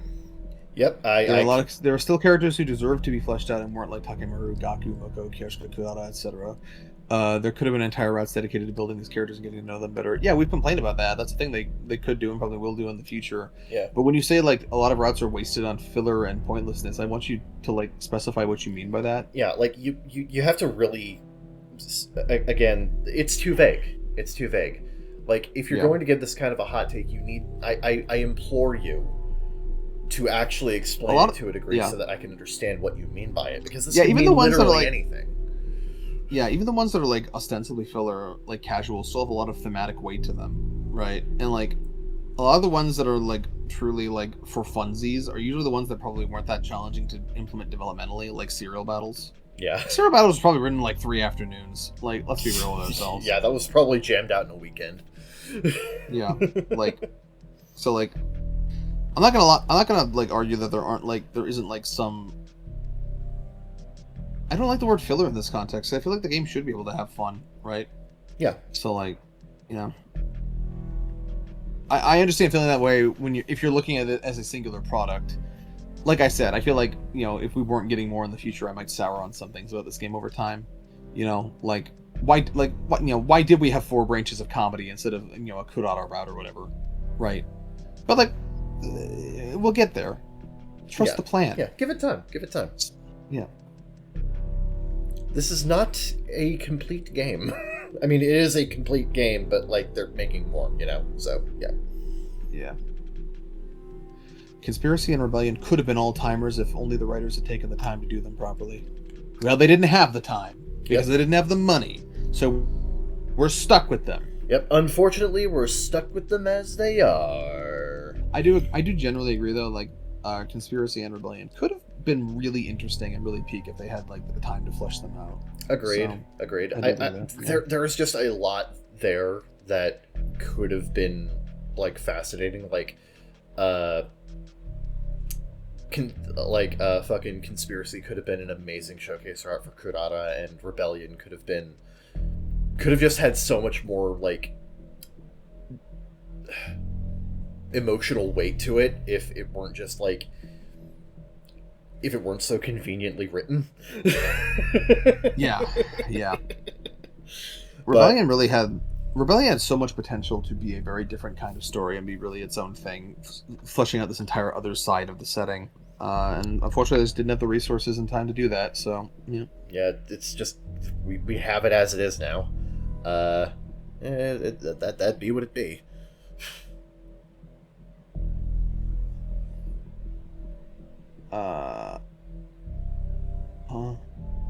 Sorry, I don't like a lot of this person's opinions, so I'm just ignoring some of them. We've either already gotten into them, or I just don't want to talk about it. Okay, fair enough. But they do say, I love this fandom. It reminds me of being a Danganronpa fan before the fan base blew up into notoriety. We're still a small, sweet community that loves this game. I recommend it to people all the time, and I really do hope it gets more love. But I also love the size of the fan base right now. I love that it's Kodaka and Uchikoshi's baby, and I hope they keep adding on to it forever. It's their magnum opus, and they should do whatever they want to it. That's a great sentiment. I like that. Yeah, no, there is a general vibe with the 100 Line fandom that I honestly have not seen from a fandom in a very long time. There's like just kind of this close-knit, genuine love for the material, right? Yeah. And it's one of those situations where people aren't. I mean, there are a couple, but that's going to happen in any fandom of sufficient size. But like, there aren't people going around all the time being like, "Oh man, I just fixing everything," right? So, yeah, there is a genuine love and appreciation for the material here that you don't really get in like the Danganronpa fandom anymore. Yeah. I like that everyone's wary of that too. Like, I think the best defense against it becoming Danganronpa fandom 2 is just being aware of that, right? Mm-hmm. And just like, you know, the gatekeeping to a certain extent, right? And like, just like drawing boundaries of like what we like and what we're about, you know. And I like, for the most part, outside of some small pockets, I think the 100 Line fandom has done a pretty good job of drawing those lines and be like, look, if you're a fucking killjoy, we don't want to talk to you. Yeah. Right? Yeah.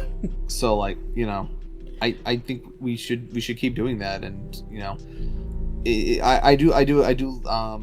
I share that concern about the fandom, is that like, I want the game to be more loved and like grow, and like for them to have more sales and more, you know, resources to do what they want to do. But I am a little worried about becoming like, you know, a second Danganronpa fandom, which would be kind of insufferable. Yeah. You know, but like also, yeah, like, we already had one. We don't need another.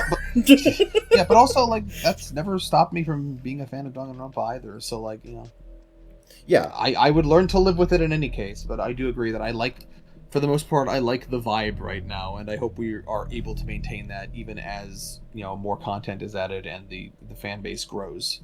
You know, yeah, I hope we can. No, yeah, The one thing that I hope for most going forward is that people understand what the pitfalls of the Danganronpa fandom were and why that ended up and why things ended up just spiraling out of control there, and people are willing to put their foot down and be like, okay, look, we actually like it here, okay, and we are trying to be more generally positive. We do not want you to be here if you are going to be a killjoy or if you are going to just actively just be an abrasive hating, just an abrasive hater. We don't want that, because like the Danganronpa fandom is full of that, and people are understandably sick of it. Yeah. So hopefully we can, keep that under control and cultivate our fandom experience more cleanly than the Danganronpa fandom did. Yeah. And that one was near the bottom anyway, so like that's probably a good one to leave off on. I feel like that's a very good place to leave off on. We love the 100 line, and honestly, this fandom pretty cool. This fandom's pretty cool. Yeah. And honestly, but what would be even cooler? You know what would be even cooler if you hit that like and subscribe button. Yeah, pay attention for more stuff regarding the 100 line, and also our original project, Killer Connect. No. Also, everything else we do. Yeah, no. This was a very fun video to do. It's just nice to listen to other people's opinions and just kind of talk about them sometimes, because like, it's one of those things where there's only so much I can.